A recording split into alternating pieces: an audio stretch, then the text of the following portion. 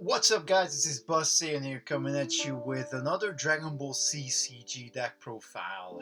I was kind of just doodling with the cards and thinking about decks that I haven't yet profiled, and I ended up revisiting a deck that I have made in the past, but I thought I'll go back to it because it's a deck that I have taken apart quite a few years ago. I haven't really been thinking about the stuff. So I thought I'll go back to Full Moon. I'll go back to Giant Apes and see what we can make with this concept. This is kind of like a prototype. I haven't really, in fact, I haven't tested it at all. Literally, probably dealt out like two hands. I thought I'd come here, got a video on it, see what you guys think. Maybe you guys have some ideas where to go with it. But yeah, let's see what we got.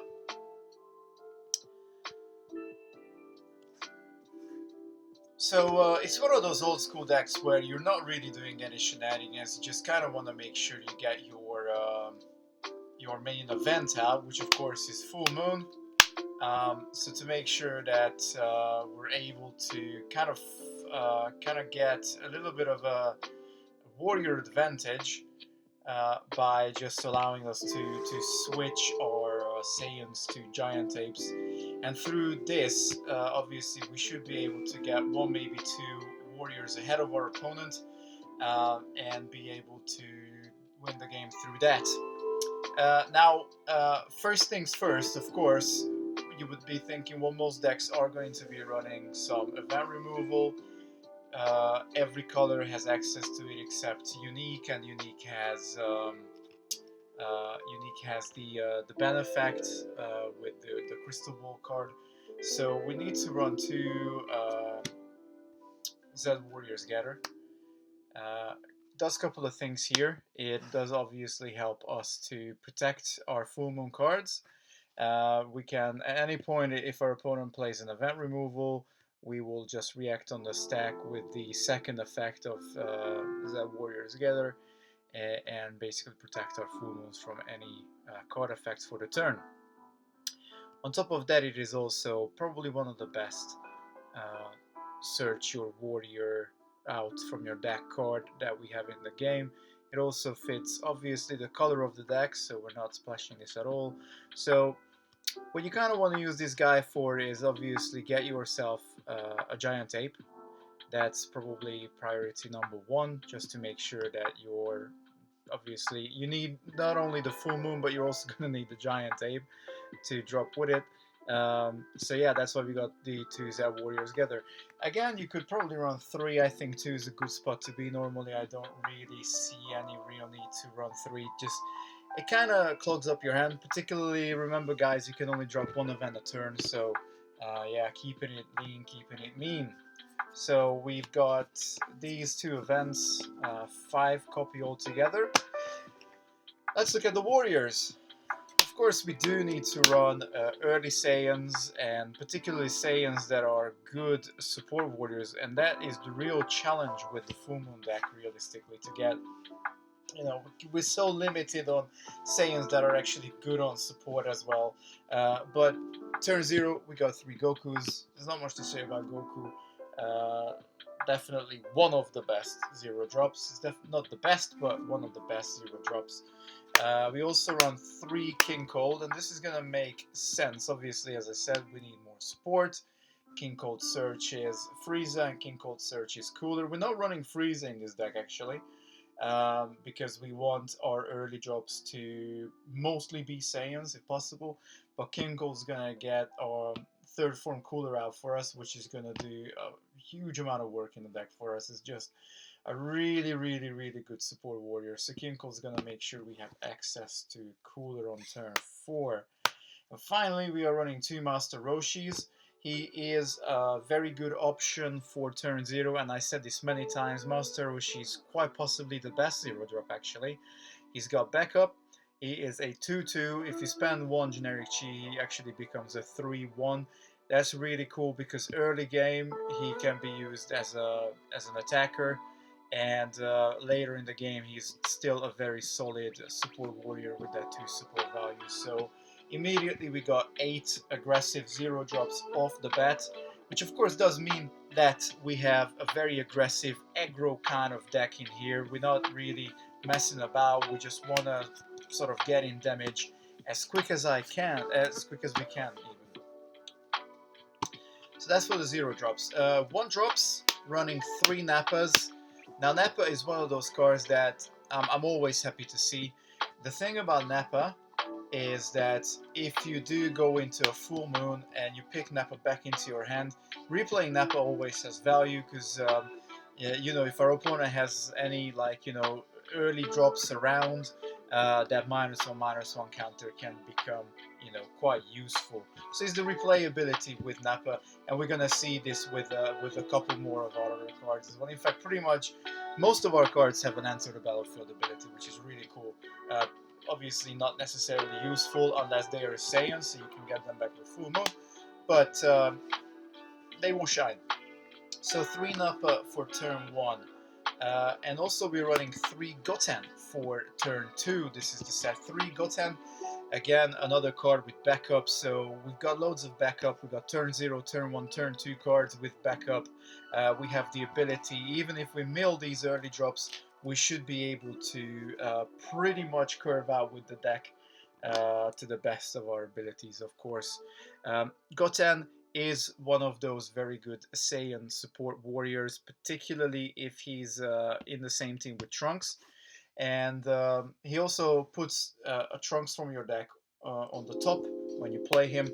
And I opted for the Earth Trunks, and this is a bit of an Earth splash in the deck. The reason being is if you run the set 5 Trunks, he's a 4/1.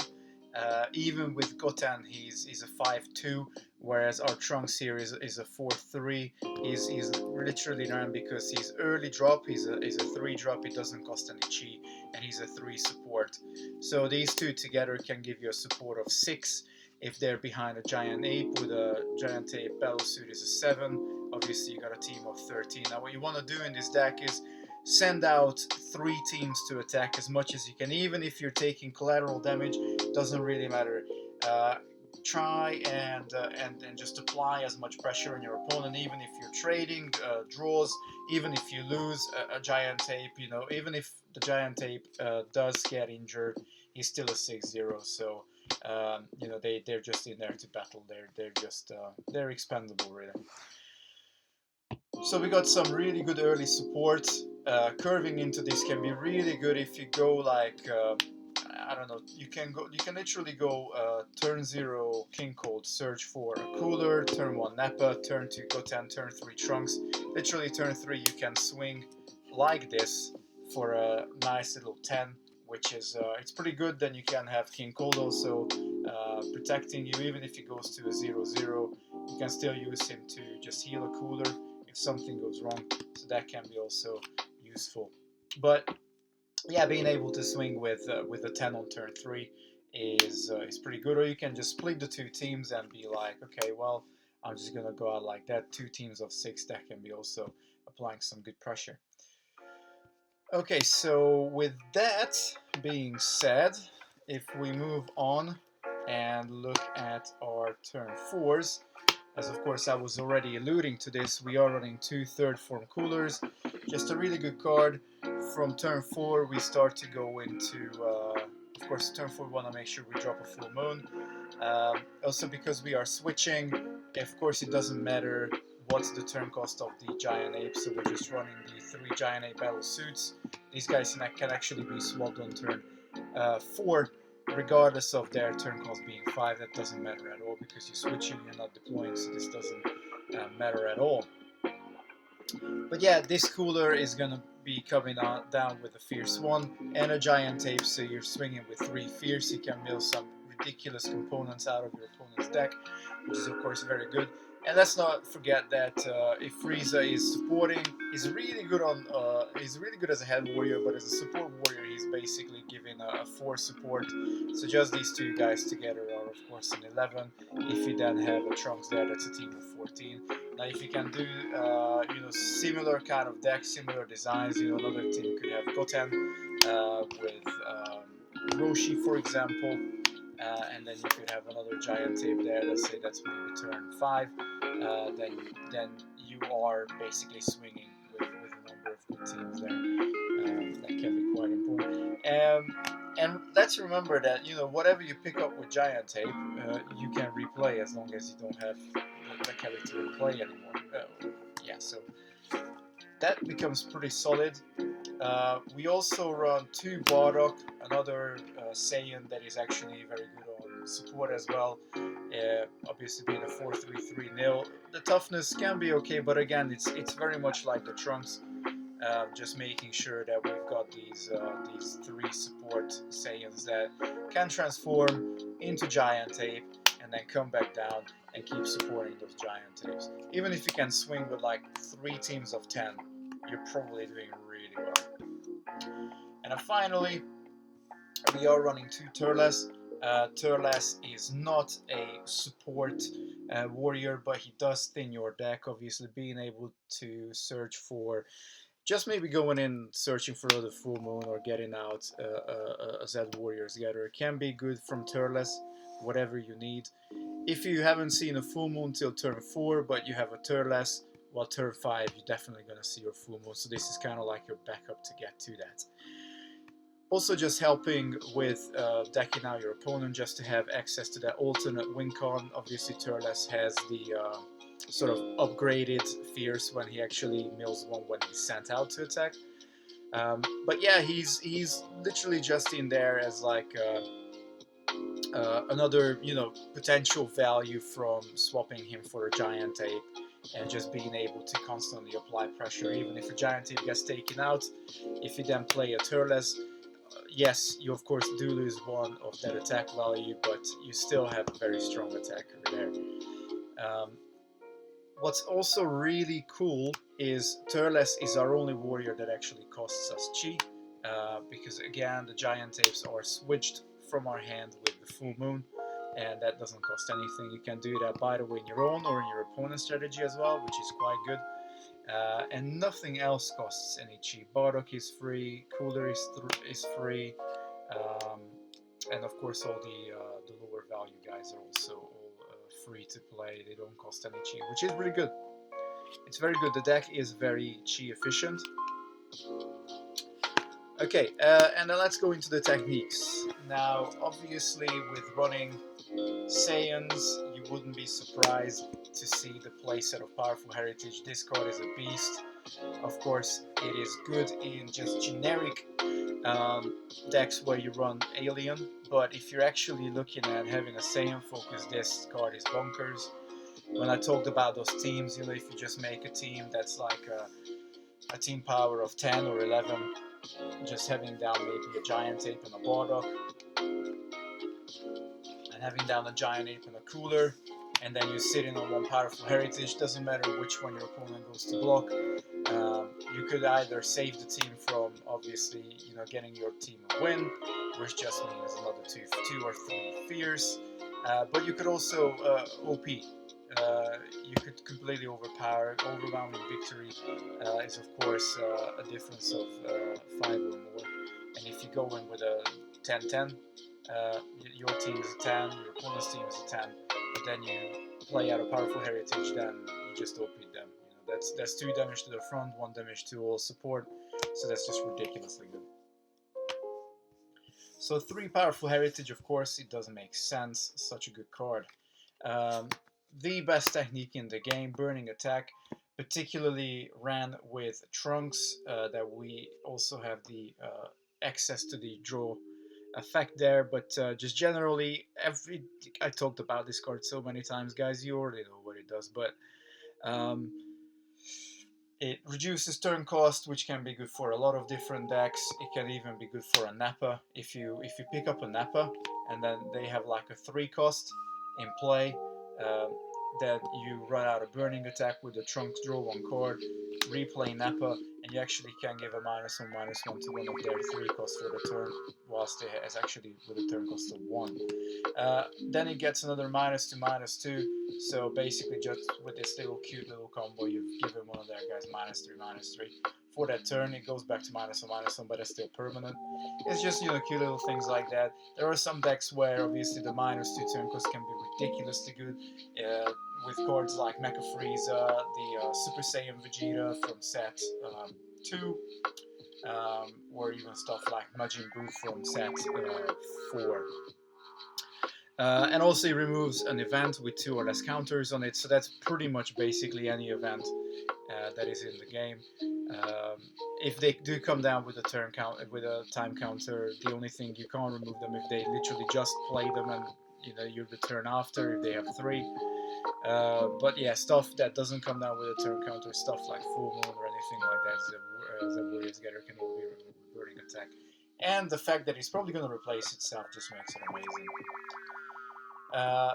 So these are our sort of pump techniques. I do look at Burning Attack as a pump, even though it does give out -2/-2. It's still kind of like a pump technique. To find our events, we're not only relying on Turles, we also have 1 copy of Sparring Match.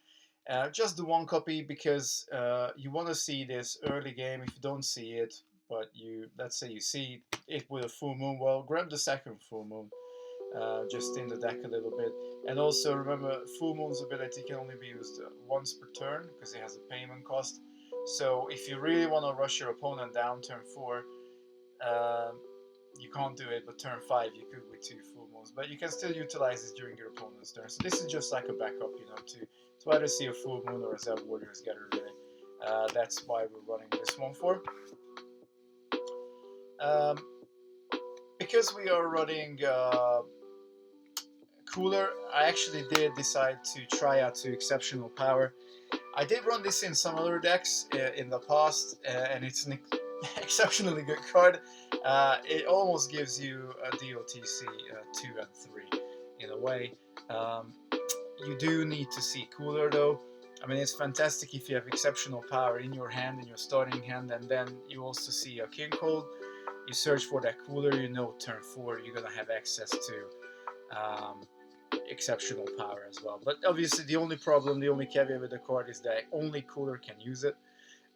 But you know, bringing one of your opponent's warriors' printed power down to 0/0 is just amazing. It's basically like a DOTC in a way. Also, what's cool about the card is that there's this really funny interaction where we got Kinkle, where we got Cooler, and of course all the big dumb apes that come down. So I really like that sort of irony where the deck building goes. But this is pretty much it, guys. This is the revised Giant Ape Full Moon deck for now. I'm gonna try and get some testing in with this deck and see how it performs. And maybe I'll come back to you with an update video on this deck in the near future. But up until then, peace out, YouTube. Saiyan signing.